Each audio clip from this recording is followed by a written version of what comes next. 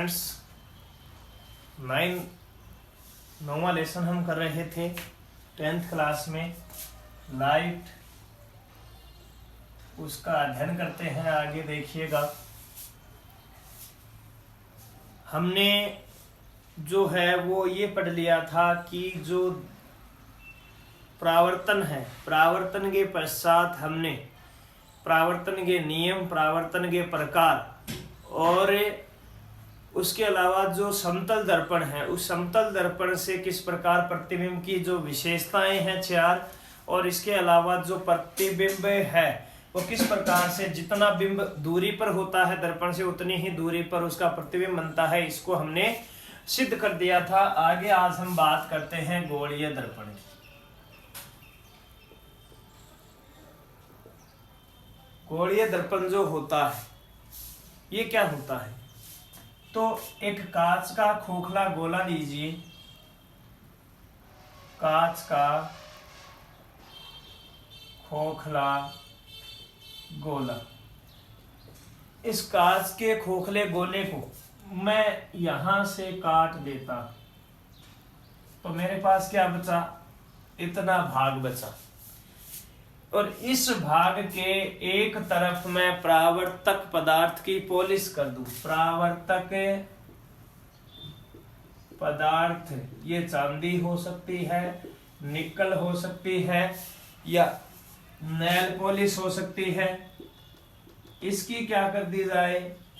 Polish कर दी जाए तो वह गोलीय दर्पण कहलाता है। इधर देखिए, मैंने इसके इस तरफ क्या कर दी? परावर्तक पदार्थ की पॉलिश कर दी।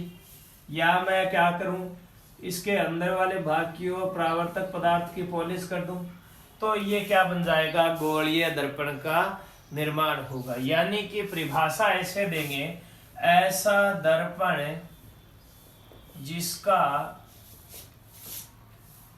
परावर्तक पृष्ठ गोलीय हो। परावर्तक पृष्ठ क्या हो? गोलीय हो। परावर्तक पृष्ठ क्या है? गोले का भाग है, उसे हम क्या कहेंगे? गोलीय दर्पण। कांच के खोखले गोले से प्राप्त होगा, इसको यहां से काट देंगे तो ये गोले का भाग है, और गोले का भाग के एक और क्या कर देंगे? परावर्तक पदार्थ की पॉलिश कर देंगे तो वो क्या बन जाएगा? दर्पण बन जाएगा। ये दर्पण दो प्रकार के होते हैं, सुनना। पहला है उत्तल दर्पण, या इसे हम कहेंगे अभिसारी दर्पण। अभिसारी दर्पण क्या होता है कि इसमें जो परावर्तक पृष्ठ होता है वो परावर्तक पृष्ठ बाहर की ओर, अंदर की ओर वक्रित होता है। परावर्तक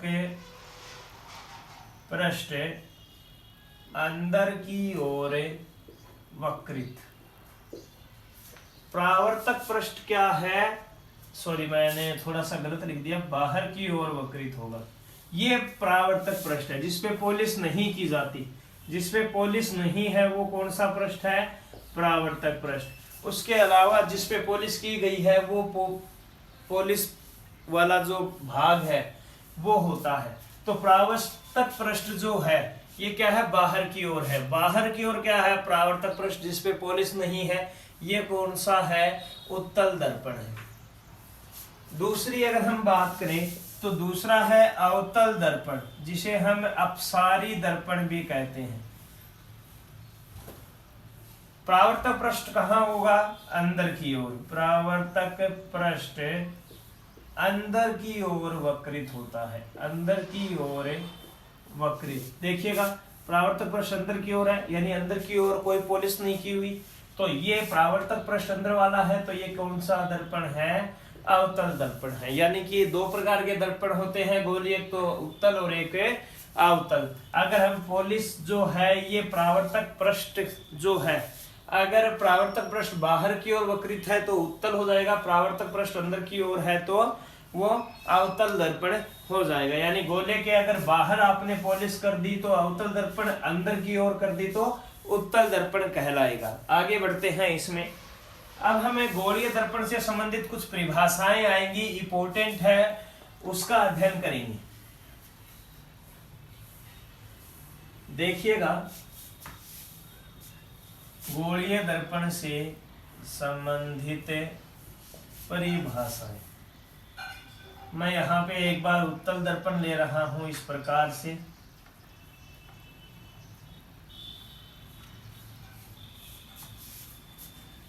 क्या होता है कि सबसे पहली परिभाषा है ध्रुव की। ध्रुव क्या होता है तो आप बताएंगे, ये जो परावर्तक पृष्ठ है, इस परावर्तक पृष्ठ या इसे द्वारक बोल देते हैं, इस द्वारक का जो बीच वाला बिंदु है ये ध्रुव होता है, जिसे P से डिनोट करते हैं। दूसरी बात करें, दूसरा है वक्रता केंद्र। आपको पता है ये एक गोले का भाग था जिसे हमने इस प्रकार से काट दिया था। तो ये जो गोला है, इस गोले का जो बिंदु है केंद्र है, वो क्या कहलाएगा? वक्रता केंद्र। वो क्या कहलाएगा? वक्रता केंद्र। यानी ये क्या है? इसका वक्रता केंद्र, जिसे हम किससे डिनोट करेंगे?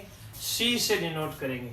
वक्रता केंद्र क्या कहलाओ, क्या कैसे परिभाषा दोगे? आप ये बताओगे कि जो परावर्तक जो दर्पण है, गोलीय दर्पण, वो एक खोखले गोले का भाग है और उस खोखले गोले का जो केंद्र है वो क्या कहलाता है? वक्रता केंद्र कहलाता है, जिसे हम C से डिनोट करते हैं और इसे हम P से डिनोट करते हैं। आगे सुनिएगा, तीसरी हम बात करें वक्रता त्रिज्या। तो जो P और C के बीच की दूरी है, या हम कहें कि जो खोखला गोला है, इस खोखले गोले की जो त्रिज्या है वही क्या कहलाएगी? वक्रता त्रिज्या कहलाएगी। नेक्स्ट हम बात करें मुख्य अक्ष। तो मुख्य अक्ष क्या होगी? P और जो C है, यानी ध्रुव और जो वक्रता केंद्र है, इसको मैं मिलाते हुए अगर लाइन को आगे खींच दूं तो ये क्या कहलाएगी? मुख्य अक्ष कहलाएगी। ध्यान रखना, अगर P और C को मिलाते हुए एक रेखा सीधी खींची जाए तो उसे हम क्या कहेंगे? मुख्य अक्ष कहेंगे। आगे हम बात करते हैं मुख्य फोकस।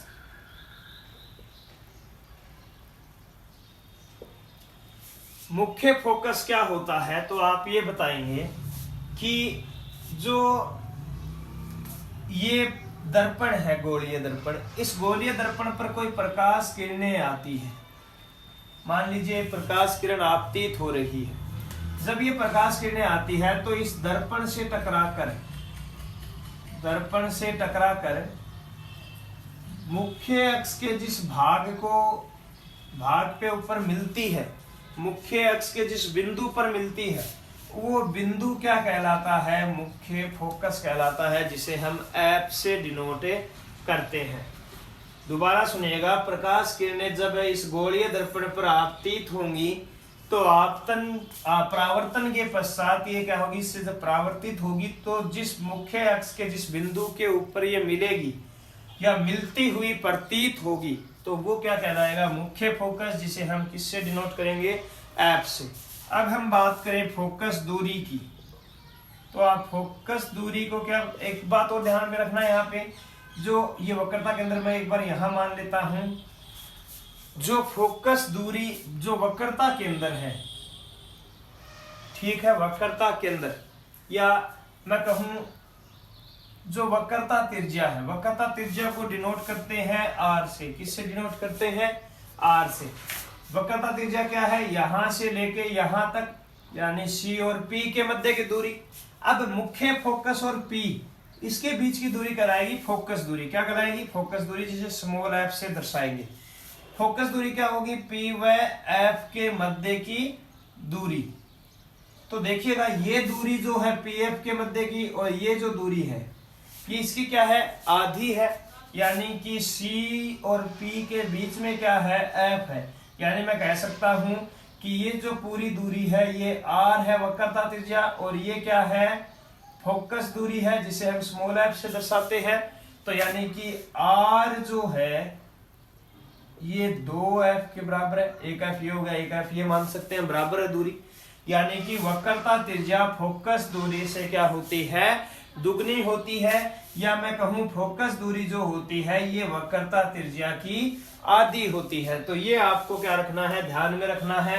फोकस दूरी जो है वक्रता त्रिज्या की आधी होती है, या मैं कह सकता हूं कि वक्रता त्रिज्या जो है ये फोकस दूरी से दुगनी होती है। न्यूमेरिकल में ऐसा थोड़ा काम आएगा, ये न्यूमेरिकल जब हम इसके निकालेंगे तो वहां पे आपको फोकस दूरी दे देंगे न देकर वक्रता त्रिज्या देंगे, जिससे आपको फोकस दूरी निकालनी पड़ेगी। तो ये हमने बात की इसकी। अब सातवीं अगर बात करें तो सातवां जो है उसको बोलते हैं द्वारक।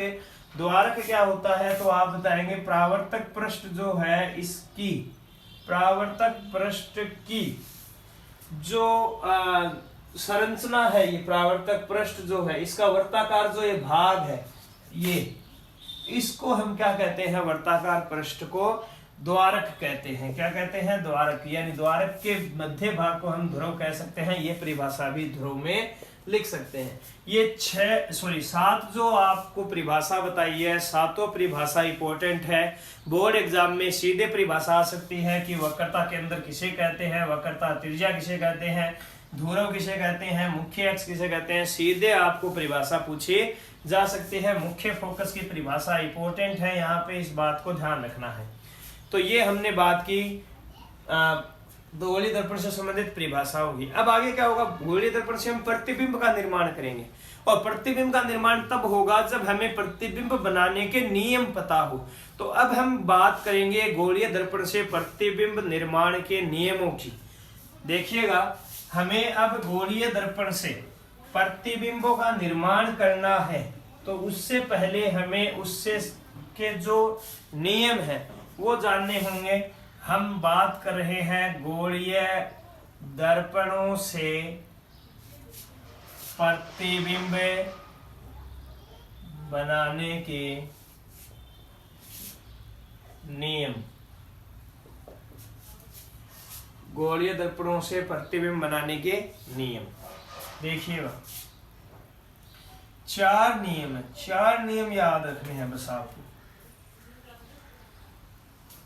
4 नियम याद रखने हैं। पहला नियम सुनना, ये मैंने क्या बनाया है, दर्पण है गोलीय, ये P है, ये यहाँ पे F है और यहाँ पे C है, और ये इसका क्या है, मुख्य अक्ष। पहली बात, पहला नियम सुनना, जब कोई प्रकाश किरण मुख्य अक्ष के समांतर, ये मुख्य अक्ष है, इस मुख्य अक्ष के समांतर आ रही है, यानी कि जब कोई प्रकाश किरण मुख्य अक्ष के समांतर गोलीय दर्पण पर आपतित होती है, तो वो परावर्तन के पश्चात यानी इससे टकराकर हमेशा कहां से गुजरेगी, मुख्य फोकस से गुजरेगी। ये मैंने एक और प्रकाश किरण लेके आया, इससे टकराएगी, कहां से निकलेगी, मुख्य फोकस से।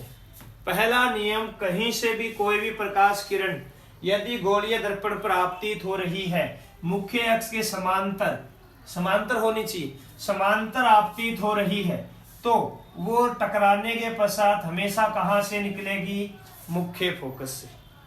ओके, नेक्स्ट बात करते हैं। जो दर्पण है, ये मुख्य फोकस, ये F की बात कर रहा हूं, ये C की बात कर रहा हूं। जब कोई प्रकाश